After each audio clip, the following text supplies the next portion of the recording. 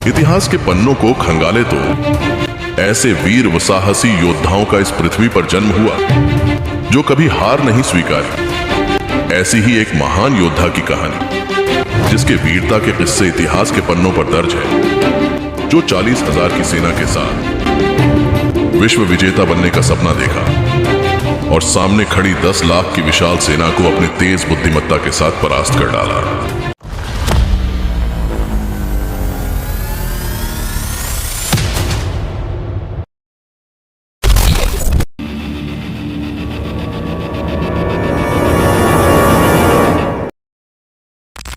यह घटना है 311 ईसा पूर्व की। एक तरफ था विश्व विजेता बनने का सपना देखने वाला सिकंदर और दूसरी तरफ था फारसी सम्राट दारा तृतीय, जो अपने विशाल साम्राज्य को बचाने के लिए अंतिम प्रयास कर रहा था। गौगेमेला का युद्ध सिर्फ 2 राजाओं की टक्कर नहीं थी, यह इतिहास की सबसे रोमांचक लड़ाइयों में से एक थी। यहाँ संख्या नहीं बल्कि युद्ध कौशल और नेतृत्व ने जीत तय की। यह वह युद्ध था जिसने न केवल सिकंदर को महान बना दिया बल्कि एक सम्राट के पतन और दूसरे के उदय की कहानी भी लिख दी। सिकंदर की सेना संख्यात्मक रूप से बहुत छोटी थी, लगभग 40,000 सैनिक, लेकिन ये सैनिक युद्ध के मैदान में कुशल और अनुशासित थे।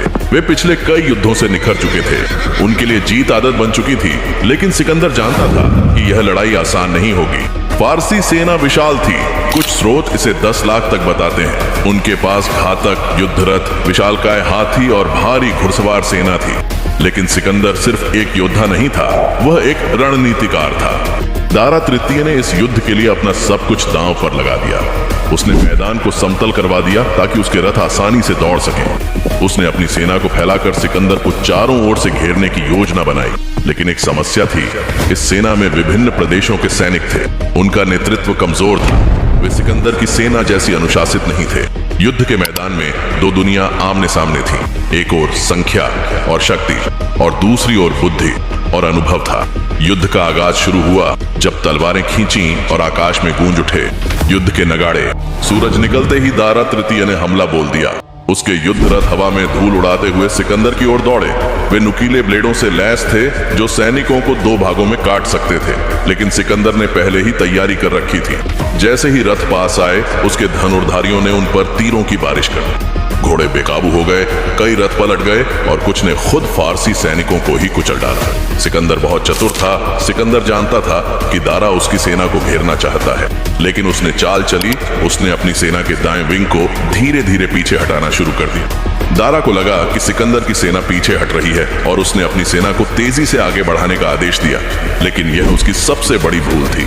जैसे ही फारसी सेना सिकंदर का पीछा करने लगी, उनका मध्य भाग खुल गया। यही वह मौका था जिसका सिकंदर इंतजार कर रहा था। सिकंदर अपने सबसे तेज घुड़सवारों के साथ फारसी सेना के खुले हुए केंद्र पर टूट पड़ा।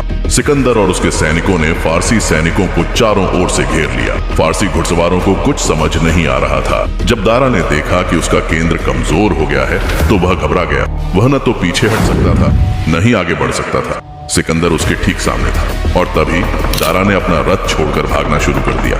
एक सम्राट जिसने लाखों सैनिकों को युद्ध में भेजा था, अब खुद मैदान छोड़कर भाग रहा था। यह देखकर उसकी सेना का मनोबल टूट गया।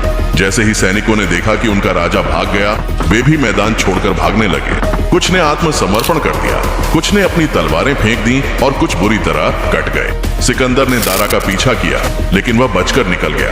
हालांकि यह तय हो गया था, फारसी साम्राज्य का अंत आ चुका था। गौगेमेला की जीत के बाद सिकंदर ने फारसी साम्राज्य की सबसे महत्वपूर्ण जगहों पर कब्जा कर लिया। बेबीलोन, सूसा और पर्सेपोलिस, जो फारस की राजधानी थी, पर्सेपोलिस, उसे सिकंदर ने जला दिया। यह फारसी साम्राज्य के पतन का प्रतीक बन गया।